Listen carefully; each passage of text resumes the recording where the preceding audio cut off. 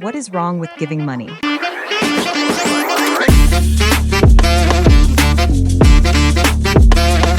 The love of money is the root of all kinds of evil.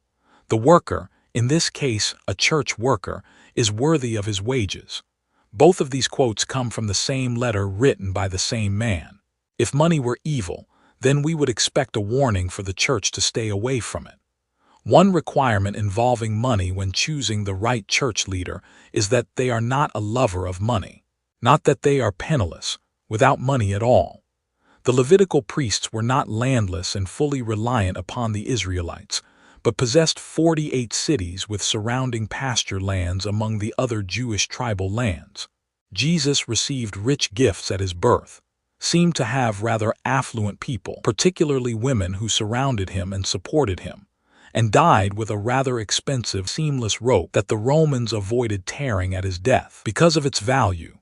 Paul, although he did occasionally rely on the support of others, earned a living as a tent maker and stated that although he on occasion had very little, he also experienced great prosperity. There was never a vow of poverty required of ministers of the gospel. Like anything else, money is needed to both take care of the personal needs of the minister and provide for the ministry.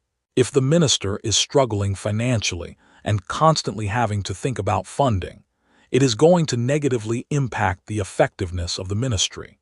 Due to rich prosperity preachers that fleece their sheep on promises of experiencing the same level of wealth in the future, and the constant reports of rich people profiteering off the backs of organizations that front as nonprofits, there is an understandable distrust in giving.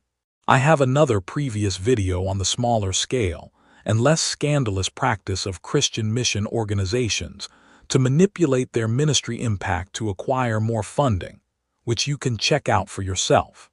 This is why we need to thoroughly understand a mission organization before we commit to supporting it financially and prayerfully. We would not throw money at any business or deposit it in any financial institution without giving some serious thought. Our money should be used for real kingdom purposes by the hands of honest Christian workers.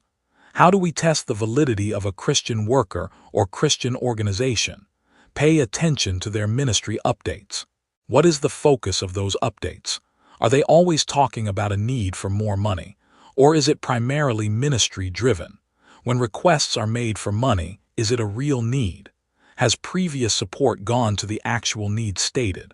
Try to find former workers with an organization or former teammates of a missionary who can help to give you a fuller picture of what their experience working alongside them was like.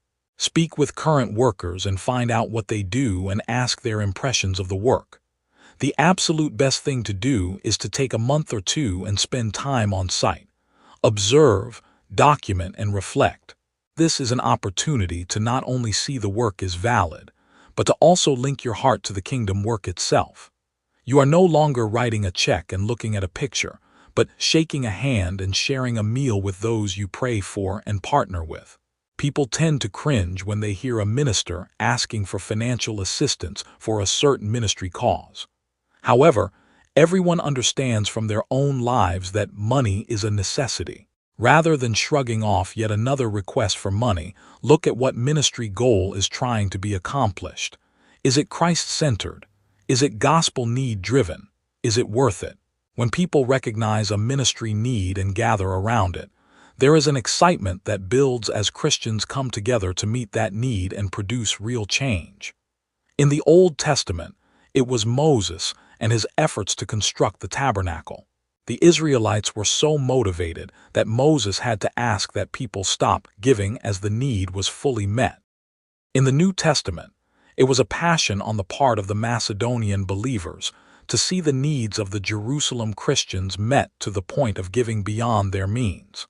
When the heart of the person connects so closely to the ministry need, to where there is an active response of service, particularly financial, God is pleased as the heart of the giver opens in a genuine offering.